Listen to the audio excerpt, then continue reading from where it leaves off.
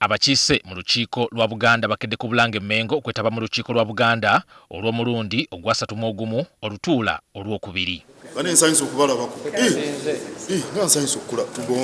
Olukiiko lutunuulidde embeera nga bweri mu Bwakabaka bwa Buganda era ensonga ya Kabaka gyali ebadde ku mwanjo nga wano Katikkiro Charles Peter Mayiga ategeezezza nga Ssaabasajja Kabaka Ronald Muwenda Mutebi II bw'akyali ebweru w'eggwanga gye yagenda okulaba basawo be.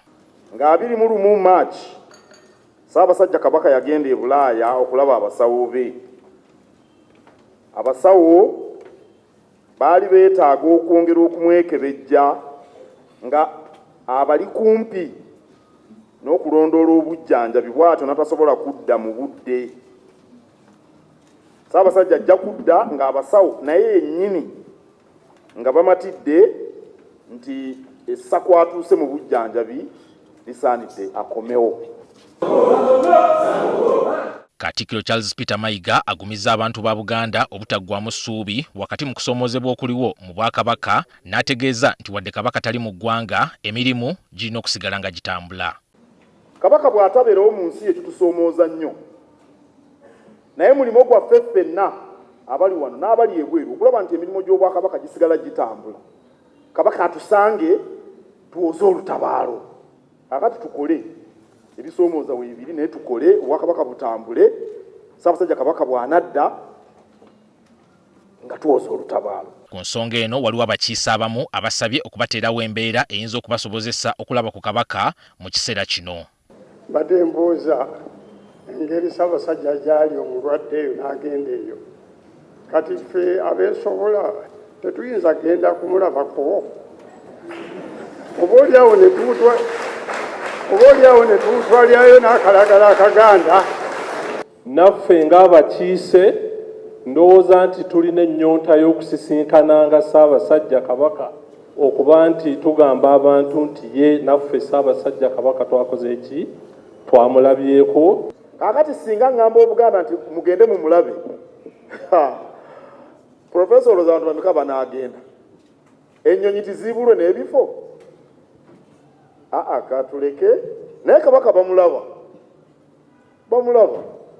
Waliwo abamulaba abagendayo ne bamulaba abamanya nange ebimufaako mbimanyi era kyenvudde mbibagamba.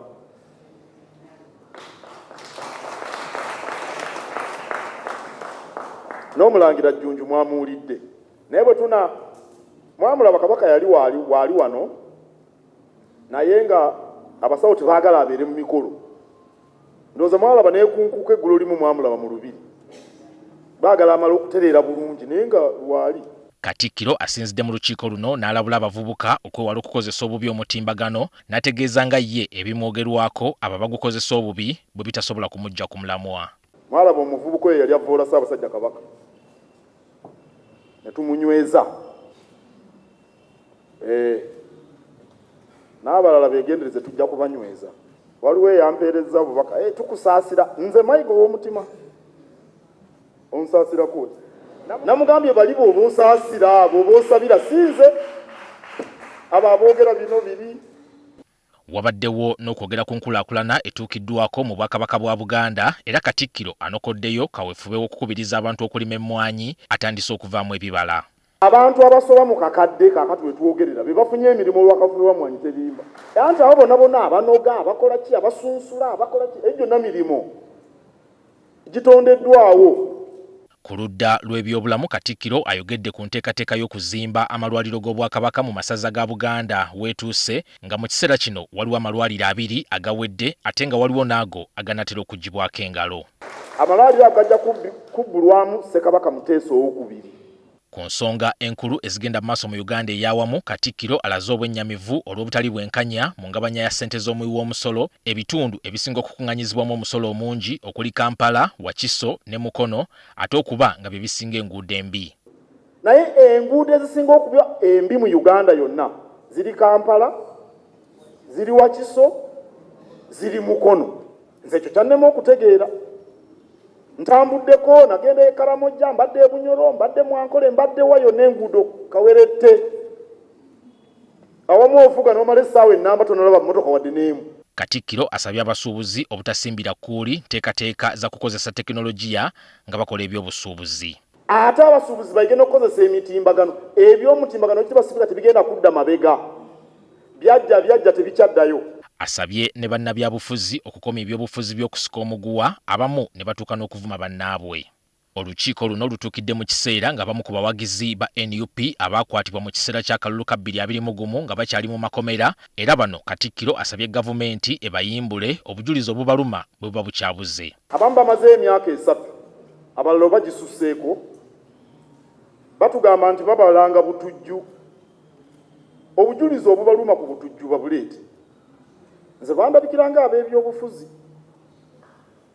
babate.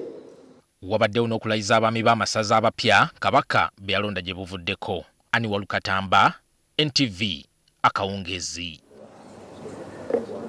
Tukwaniriza ku Mugisha Nandi Tours and Travel. Oyagala kusoma, kulambulako oba kutambula na mwagalwawo. Tukukolera ku students visa mu nsinga Canada, America, German, Netherlands n'endala nyingi. Ate gwe visa yalema, Mugisha Nandi Tours and Travel ky'ekyokuddamu kyo. Tulina obumanyirivu mu by'okukola ku visa n'osobola okutambula. Tukuwa n'amagezi ga wandyagadde okukolera e Bulaaya. Mugisha Nandi Tours and Travel ekuyamba okkulungamya okufuna obutuuze, tulambuza saako n'okufunira ebifo eby'omulembe aw'okusula n'okukyakalira mu Uganda. Tusange ku Kalungu Building okuliraana City Square, Kampala Road, Level 4, Room 1. Okumanya ebisingawo tukubireko. Weewala abafere, leka nkwanjuli Ham Connect UG ye kampani egenda okufunira omulimu ebweru w'eggwanga. Tulina emirimu egy'abawala n'abalenzi mu mawanga nga Iraq, Saudi Arabia, Iran, Bahrain, Qatar n'amawanga amalala mangi. Wano ku Ham Connect UG tutunda n'okugula emmotoka ssaako ne airport taxi. Gwe omwana ow'obuwala olina passport oba tolina, jangu ku ofiisi zaffe. Ham Connect UG emirimu gy'abalenzi nagyo tugirina nga ba security guards, ba cleaner, ba housekeeper. Gwe ayagala okumanya ebisingawo tusange ku FB Tower Building ewa Bakule room number C03 oba tukubire ku namba z'essimu zino: noti 75938386 ne noti 7551559193. Ffe aba Ham Connect UG tutuukiriza ekirooto kyo.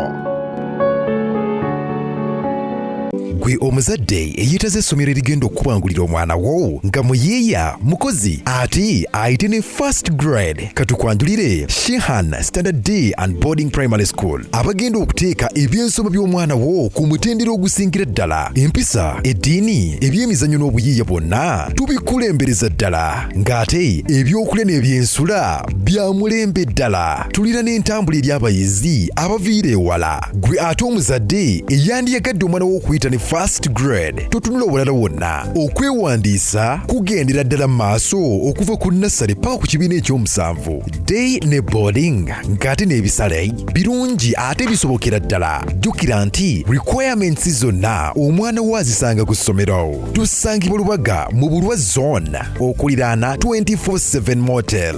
Gwe ayagala okumanya ebisingawo tukubire ku noti 7773 73 359 ne noti 757 noti 626 96. Shehan Standard Primary School. We invest in education.